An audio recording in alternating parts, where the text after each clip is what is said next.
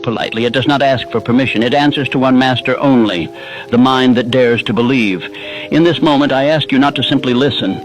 I ask you to awaken, to feel the undeniable truth stirring in your chest. You were not born for struggle. You were not born to repeat yesterday. You were born to grow, to build, and to rise. But none of that happens until you first claim control over the one thing that controls everything else, your mind. Now listen closely. The mind, when directed, is a builder of empires. But when left to wander, it becomes the architect of destruction. If your thoughts are unguarded, they will be shaped by fear, by doubt, by the noise of the world. But if your thoughts are disciplined, if they are directed by purpose and faith, then no obstacle can outlast your will. You must become the master of the inner world before you can command the outer one. It all begins with belief, not the shallow kind you repeat in front of a mirror once a year. I mean real belief, the kind that pulses through your bones and guides your actions when no one is watching. That belief must be earned, and it is earned through discipline, repetition, and conviction. The mind must be trained like a muscle. Feed it garbage and it will grow weak. Feed it truth, courage, and wisdom, and it will grow into a weapon of destiny. Now let us speak of clarity. Most people live in a fog. They react, they drift, they wait for someone else to tell them what they want.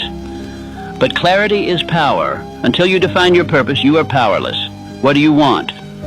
Not someday, not when the timing is right. Now. Get specific. Set your aim. Because a man with no aim hits nothing. And a man with weak aims lives a weak life.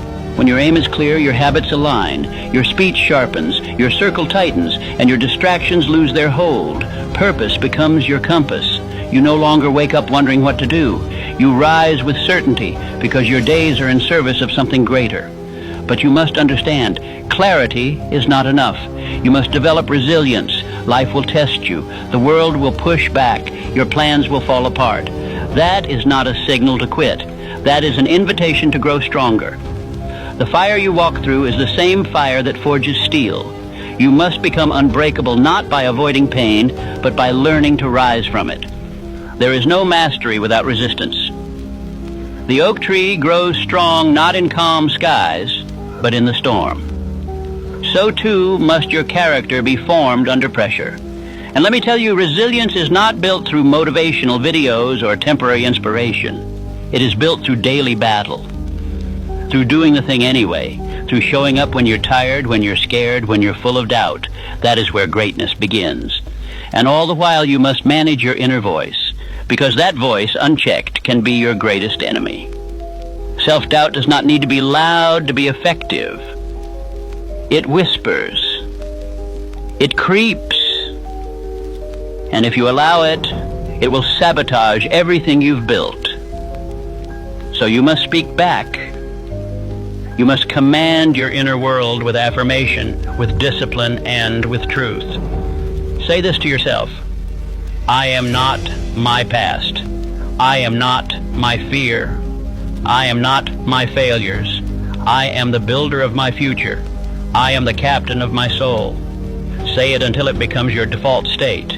Because repetition rewires identity, and your identity drives your actions. Let us now speak of environment. Your surroundings are either shaping you or suffocating you.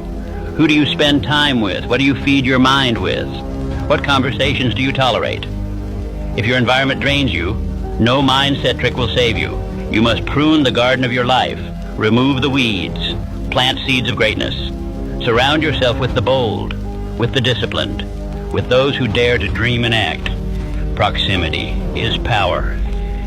Be around those who expect more from you, not less. Be around those who speak of ideas, not of people, because who you walk with determines how far you go. And while you walk, remember this: your thoughts are sacred. Do not give them away cheaply. Do not allow the media, the gossip, or the culture to program your mind. You must be intentional. You must be fierce. Guard your thoughts like gold. Direct them like arrows. And never forget, your thoughts become your life. Every day, feed your mind like a master. Read with purpose. Reflect with honesty. Speak with fire. Because the mind that is fed with greatness will soon express it. You cannot hide.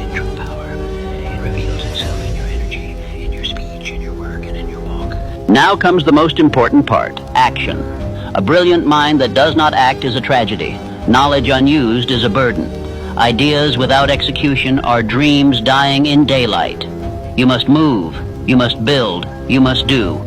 Act with speed, act with courage, act with the confidence of a man who knows the world bends to those who refuse to wait. Do not wait for perfect timing. There is no such thing. The man who wins is the one who decides, not the one who delays. Begin now. Begin messy. Begin with fear in your chest and doubt in your mind, but begin, because motion creates momentum, and momentum shatters fear. And as you move, as you create, as you climb, remember this truth. You are not a mistake. You are not ordinary. You are not forgotten. You were born with the power to shift your entire world. But that power will not be handed to you. You must earn it through thought, through choice, through action. You were born to lead, born to rise, born to command your life with such clarity and conviction that the world cannot help but take notice. Let your actions become the speech the world remembers. Let your life become the proof of what belief, discipline, and direction can build. So rise now. No more waiting, no more shrinking, no more apologies for your dreams. The time has come to command your mind and conquer your world. Because when the mind is mastered, nothing is impossible. You begin to realize that limits were illusions. Walls that once felt permanent start to crumble. The hesitation you once called fear becomes fuel. What seemed unreachable now feels inevitable. And every step you take forward is no longer filled with doubt, but driven by purpose. You become the architect of your own future, building not from the past, but from a vision so vivid it pulls you out of bed with fire in your soul. When the mind is mastered, your past no longer defines you. Your circumstances no longer confine you. You operate from a place of creation, not reaction. You stop asking, "Can I?" and start declaring, "Watch me." So let this be your reminder. You are no longer at the mercy of old habits, toxic influences, or paralyzing fears. You are not who you were. You are who you decide to become. And you decide now, not tomorrow, not when the timing feels right. Now. Stand with your shoulders back and your vision locked in. Speak your goals like they are guarantees. Move with the confidence of someone who has already won, because internally you have. And when they ask, "How did you do it? How did you overcome everything that tried to break you?" let your answer be simple. I took control of my mind, and then I took control of my life. This is your era. This is your evolution. And this, right now, is the beginning of your legacy. Because the mind, once mastered, doesn't just change your life. It changes everything.